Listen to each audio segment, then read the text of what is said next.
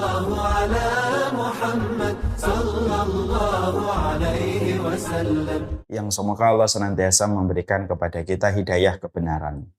Karena sesungguhnya pada dasarnya setiap manusia, apapun kondisinya, apapun level keimanannya, dan apapun latar belakangnya, dia tetap membutuhkan hidayah pada setiap jalan hidupnya. Hari ini yang bermaksiat pun membutuhkan hidayah, supaya kemaksiatan yang masih dia lakukan ditinggalkan olehnya. Hari ini yang sudah meninggalkan maksiat pun membutuhkan hidayah, supaya ketika dia sudah meninggalkan maksiat, dia diberikan istiqomah. Hari ini pun yang taat pun masih membutuhkan hidayah, karena sesungguhnya supaya memberikan kepadanya setiap ilmu yang dia dapatkan semakin ditambahkan oleh Allah dan bertambah utuh. Karena terkadang ilmu yang kita dapatkan baru separuh, tetapi kita belum mendapatkan ilmu-ilmu yang Allah ajarkan pada kehidupan kita semuanya. Makanya jangan terlalu sombong kalau kita baru belajar, baru ikut sunnah, lalu kita menyombongkan diri kita. Kita tetap sangat membutuhkan hidayah. Karena ilmu dan ketaatan yang sudah kita lakukan belum semuanya sempurna kita ketahui dan belum semuanya sempurna kita kerjakan. Bahkan kalaupun kita sudah mendapatkan ilmu yang berlimpah, kita pun masih membutuhkan hidayah. Karena pada dasarnya kita sangat membutuhkan hidayah walaupun manusia sudah mendapatkan ilmu yang berkah, ilmu yang banyak, ilmu yang bermanfaat. Tapi dia pun tetap membutuhkan hidayah karena dia butuh pertolongan supaya diwafatkan pada kondisi husnul khatimah. Itulah rahasia kenapa Rasulullah dengan kesempurnaan ilmunya, kesempurnaan hatinya, kesempurnaan amalnya, beliau pun tetap meminta hidayah kepada Allah setiap pagi dan setiap sore. Allahumma inni as'alukal huda wa tuqa wal afafa wal ghina. Dan itu doa merupakan permohonan untuk minta hidayah. Ya karena kita paham bahwasanya memang tidak ada manusia di atas muka bumi ini yang tidak lepas dari kebutuhan kepada hidayah yang Allah bagikan kepada mereka yang tidak pernah bosan untuk meminta. Semoga kita termasuk orang-orang yang mendapatkan hidayah. Apapun latar belakang dan apapun amal ataupun grade keimanan yang kita miliki, kita memiliki benang merah yang sama. Kita berhajat besar kepada hidayah di dalam kehidupan. Alhamdulillah, tentunya kita senantiasa bersyukur kepada Allah atas seluruh nikmat yang Allah berikan pada kehidupan kita, sehingga kita senantiasa memaknai kehidupan kita dengan kelapangan. Dan kelapangan itu tidak akan pernah kita peroleh kecuali adalah dengan kesyukuran. Sesungguhnya syukur itu kayak mesin produksi, di mana produksi yang diolah oleh mesin yang bernama syukur menciptakan kepada kita ketenangan, menciptakan kepada kita ketenangan, kelapangan, dan kecukupan. Dan itu tidak akan bisa kita dapatkan sampai kita menformat hati kita selayak mesin bernama mesin kesyukuran. Maka sesungguhnya siapapun yang terus berupaya untuk senantiasa bersyukur, tidak membandingkan hidupnya dengan hidup orang lain, tidak banyak melihat teras kehidupan orang lain, maka dia sejatinya telah menjaga mesin pada hatinya supaya mesin itu bekerja sebagai bagian dari produk kesyukuran.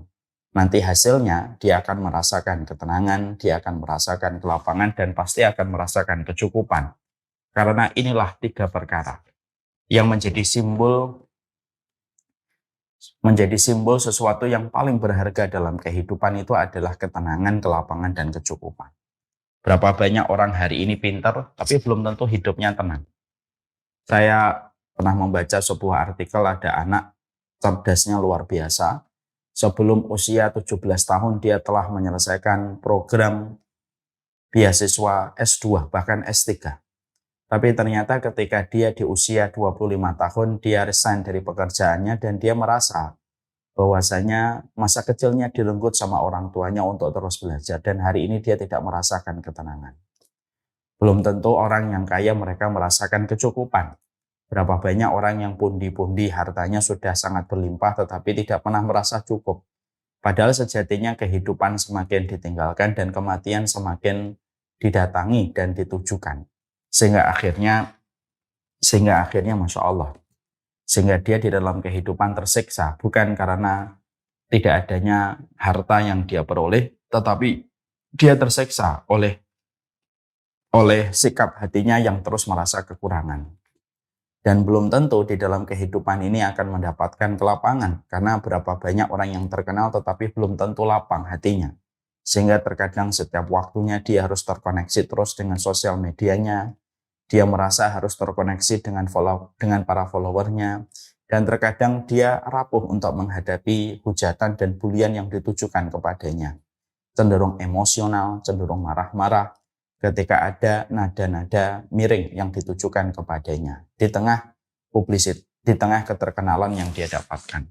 Inilah yang menjadikan kita paham puncak tertinggi rasa pada kehidupan yang tidak bisa dinilai dengan uang itu adalah ketenangan, kelapangan, dan kecukupan. Dan ini tidak akan mungkin dimiliki seseorang sampai dia menjadikan hatinya selayak mesin produksi yang bernama kesyukuran. Dia terus bersyukur, memperhatikan syukurnya setiap waktunya, tidak mudah untuk terpesona dengan apa yang dia lihat, tidak terlalu membandingkan kehidupannya dengan orang lain, yakin bahwasanya takaran Allah itu takaran yang pas dan tidak akan pernah tertukar dan tidak akan pernah salah di dalam setiap memberikan kehidupan manusia. Maka inilah orang-orang yang akan mendapatkan ketenangan, kelapangan, dan kesyukuran. Semoga semua ilmu yang kita pelajari, semua pekerjaan yang hari ini kita lakukan di kantor kita, semua bisnis yang kita rintis, bukan untuk mengejar kekayaan, tetapi kita mengejar ketenangan, kelapangan, dan kecukupan. Dan itu bernama dengan kesyukuran. Dan inilah pentingnya bagi kita. Betapa dahsyatnya kehidupan ketika kita senantiasa bersyukur kepada Allah dalam setiap kehidupan kita. Dan kesyukuran itulah yang memberikan rasa kehidupan yang bermakna dibandingkan orang yang tidak pernah bersyukur. Dan pastinya orang yang tidak pernah bersyukur, mereka mendapatkan kebalikan dari tiga ini. Mereka mendapatkan kesempitan, mereka mendapatkan kegelisahan, dan tentunya pasti mereka mendapatkan kekurangan yang tidak pernah cukup, walaupun hartanya berlimpah, walaupun mungkin dia terkenal, ataupun dia pintar. Tapi ternyata kalau dia tidak bersyukur, kegelisahan akan dia dapatkan, kesempitan akan dia peroleh, dan tentunya kekurangan akan senantiasa menghiasi pikirannya dan hatinya setiap waktu dan setiap saat. Inilah yang menjadikan kita betul-betul memahami syukur itu bukan masalah opsional. Syukur itu bukanlah masalah anjuran, tetapi syukur itu adalah bagian dari sebuah proses kewajiban manusia kepada Allah, bagaimana dia senantiasa wajib bersyukur kepadanya dalam setiap urusan kehidupan. Amin, insya Allah. Itulah yang menjadi perhatian kita.